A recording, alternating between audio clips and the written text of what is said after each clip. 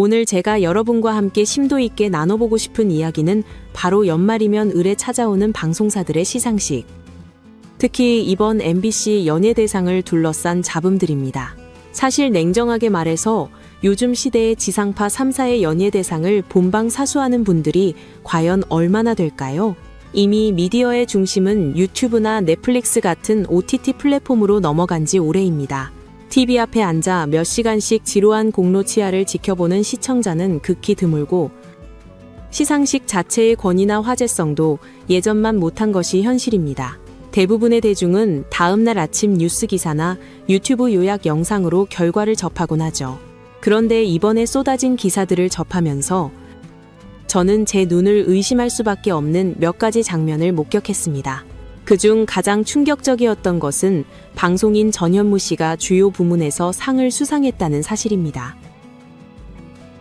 물론 그가 대상을 받은 것은 아니지만 현재 그를 둘러싼 여러 논란을 감안했을 때 이 수상은 매우 부적절해 보입니다.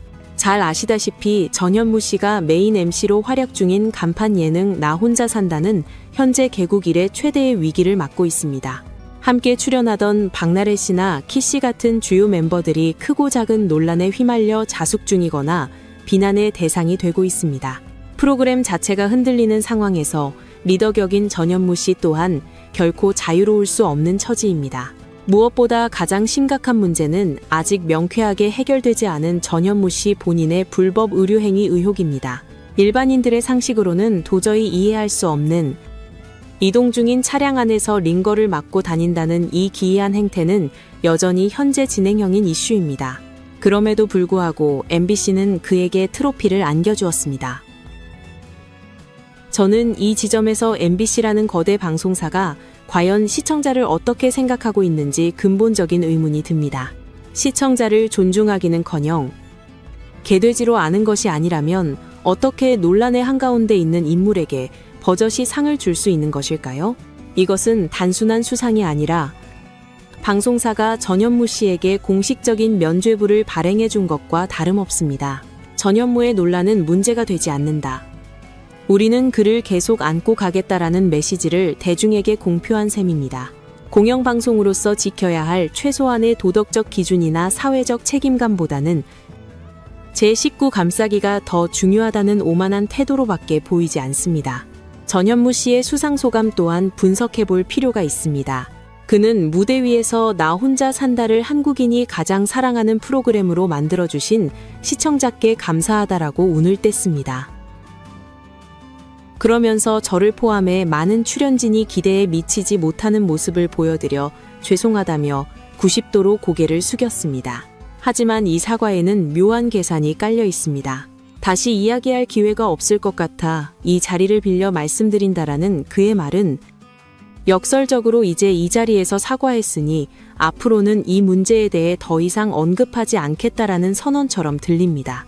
자신을 향한 의료법 위반 의혹에 대해 구체적인 해명을 하는 대신 뭉뚱그려 사과하는 척하며 상황을 종료시키려는 의도가 엿보인다는 것입니다.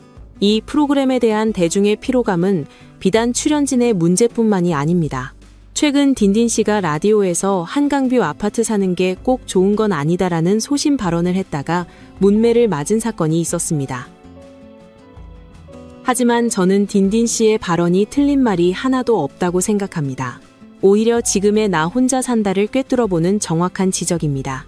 애초에 1인 가구의 소소한 일상을 보여주겠다던 프로그램의 취지는 온데간데 없고 언젠가부터 연예인들의 호화로운 집과 명품, 사치스러운 취미 생활을 자랑하는 부애과시 방송으로 변질되었습니다. 시청자들은 그들의 삶에서 공감을 얻기는커녕 위화감과 상대적 박탈감만 느끼고 있습니다.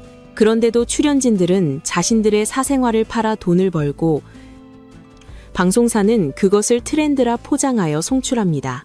이런 기만적인 방송 행태를 비판한 딘딘 씨가 욕을 먹어야 하는 현실이 아이러니할 따름입니다. 챕터 5. 핵심 쟁점 분석. 의료법 위반 의혹의 실체. 다시 본론으로 돌아와서 전현무 씨의 의료법 위반 의혹이 왜 심각한 문제인지 짚어보겠습니다. 전현무 씨 측은 논란이 되자 진료 기록부까지 공개하며 강경 대응에 나섰습니다.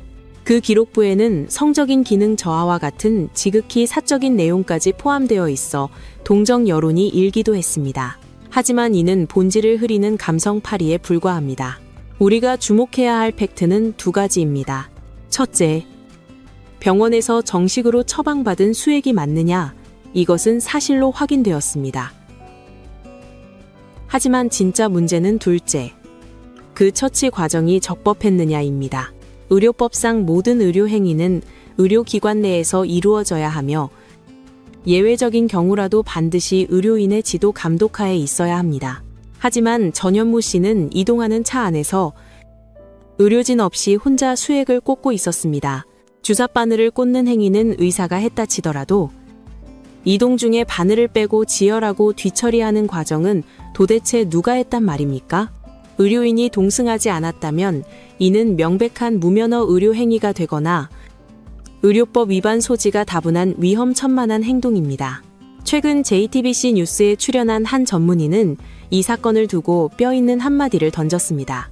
설령 병원에서 꽂아줬다 해도 의료인 없이 환자 혼자 수액을 달고 이동하는 것은 의학적으로 매우 비정상적이고 위험하다.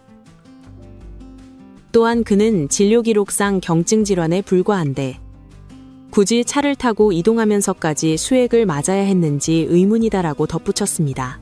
이는 전현무 씨의 행동이 의학적 필요에 의한 것이라기보다는 연예인 특유의 특권의식이나 과잉보호 심리에서 비롯된 것이 아닌지 의심하게 만듭니다. 제가 우려하는 것은 이 사건이 남길 나쁜 선례입니다. 전현무 씨는 단순한 개인이 아니라 대중에게 막대한 영향력을 미치는 공인입니다. 만약 이 사건이 유야무야 넘어간다면 앞으로 병원에서 나도 전현무처럼 바쁘니까 차에서 맞게 해달라고 요구하는 환자들이 생겨날 것입니다. 그때 의료진이 이를 거절할 명분이 사라지게 됩니다. 결국 사회 전반의 의료 질서를 어지럽히는 결과를 초래할 수 있다는 뜻입니다. 전현무 씨와 MBC는 더 이상 침묵으로 일관해서는 안 됩니다. 진료기록부 공개로 할 일을 다 했다고 생각한다면 큰 오산입니다.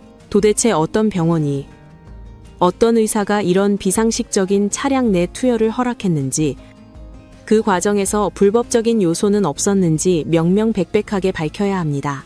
대중이 원하는 것은 화려한 시상식의 트로피가 아니라 상식과 원칙이 지켜지는 투명한 사회입니다. 이번 논란이 흐지부지 묻히지 않고 공인의 책임과 무게에 대해 다시 한번 생각해보는 계기가 되기를 바랍니다. 오늘 영상이 유익하셨다면 구독과 좋아요 부탁드리며 여러분의 다양한 의견을 댓글로 남겨주십시오. 2026년 새해에는 부디 상식이 통하는 뉴스만 전해드릴 수 있기를 소망합니다. 긴 영상 시청해주셔서 감사합니다. 마지막으로 한 가지 더 짚고 넘어가고 싶은 것이 있습니다. 방송사들은 어쩌면 우리 대중의 기억력을 지나치게 과소평가하고 있는지도 모릅니다. 시간이 조금만 지나면 냄비처럼 식을 것이라 믿고 그저 소나기만 피하자는 심보로 버티고 있는 것이죠. 하지만 우리가 여기서 관심을 끄는 순간 그들의 오만함은 더욱 견고해질 것입니다. 냉정하게 한번 생각해 보십시오. 만약 힘없고 배경 없는 무명, 연예인이 전현무 씨와 똑같은 일을 저질렀다면 과연 방송사가 이렇게까지 나서서 감싸주었을까요? 아마 즉시 프로그램에서 퇴출당하고 사회적으로 매장되어 다시는 방송에 발을 붙이지 못했을 것입니다. 유명세가 곧 면죄부가 되는 세상. 인기가 법과 원칙 위에 군림하는 비상식적인 방송계를 더 이상 방관해서는 안 됩니다. 나 하나쯤이야 하고 넘어가는 것이 아니라 우리가 계속해서 목소리를 내고 감시의 눈길을 거두지 않을 때 비로소 방송사도 시청자를 두려워하게 될 것입니다. 이것은 단순히 연예인 한 명을 비난하기 위함이 아니라 우리 사회의 무너진 공정을 바로 세우기 위한 시청자의 정당한 권리 행사입니다. 부디 2026년에는 힘있는 자에게만 관대한 선택적 정의가 아닌 누구나 납득할 수 있는 상식이 통하는 방송을 볼 수 있기를 간절히 바랍니다.